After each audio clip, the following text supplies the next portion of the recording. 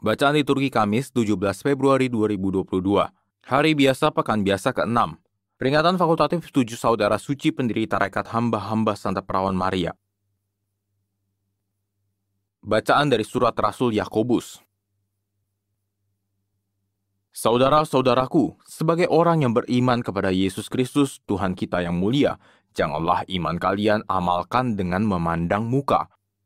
Sebab jika ada orang yang memakai cincin emas dan pakaian indah masuk ke dalam kumpulanmu, dan masuk pula ke situ seorang miskin yang berpakaian buruk, dan kalian menghormati orang yang berpakaian indah itu serta berkata kepadanya, "Silakan Tuan duduk di tempat yang baik ini."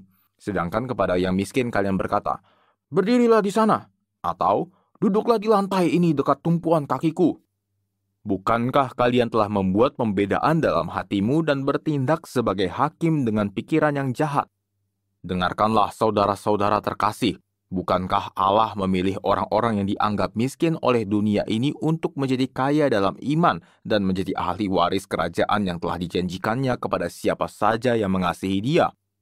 Tetapi kalian telah menghina orang-orang miskin. Bukankah justru orang-orang kaya yang menindas kalian dan yang menyeret kalian ke pengadilan? Bukankah mereka yang menghujat nama yang mulia yang membuat kalian menjadi milik Allah? Camkanlah jika kalian menjalankan hukum utama yang tertulis dalam kitab suci. Kasihilah sesamamu manusia seperti dirimu sendiri. Kalian berbuat baik. Tetapi jika kalian memandang muka, kamu berbuat dosa, dan oleh hukum itu menjadi nyata bahwa kamu melakukan pelanggaran. Demikianlah sabda Tuhan, syukur kepada Allah. Orang yang tertindas berseru dan Tuhan mendengarkannya.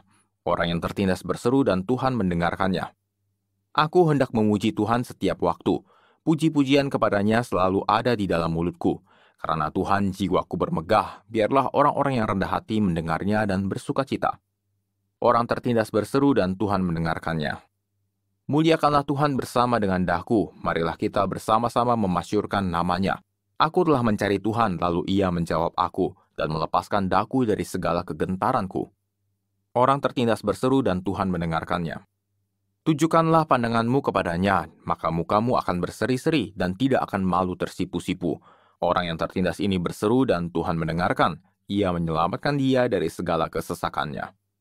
Orang tertindas berseru dan Tuhan mendengarkannya. Haleluya, haleluya, haleluya. Sabdamu ya Tuhan adalah roh dan kehidupan. Padamulah sabda kehidupan kekal. Haleluya, haleluya, haleluya. Inilah Injil suci menurut Markus, dimuliakanlah Tuhan. Pada suatu hari, Yesus bersama murid-muridnya pergi ke kampung-kampung di sekitar Kaisarea Filipi. Di tengah jalan, ia bertanya kepada murid-muridnya, "Kata orang, siapakah aku ini?" Para murid menjawab, "Ada yang mengatakan Yohanes Pembaptis, ada juga yang mengatakan Elia, ada pula yang mengatakan seorang dari para nabi." Yesus bertanya lagi kepada mereka, "Tetapi menurut kamu, siapakah aku ini?" Maka Petrus menjawab, "Engkau adalah Mesias." Dan Yesus melarang mereka dengan keras supaya jangan memberitahukan kepada siapapun tentang Dia.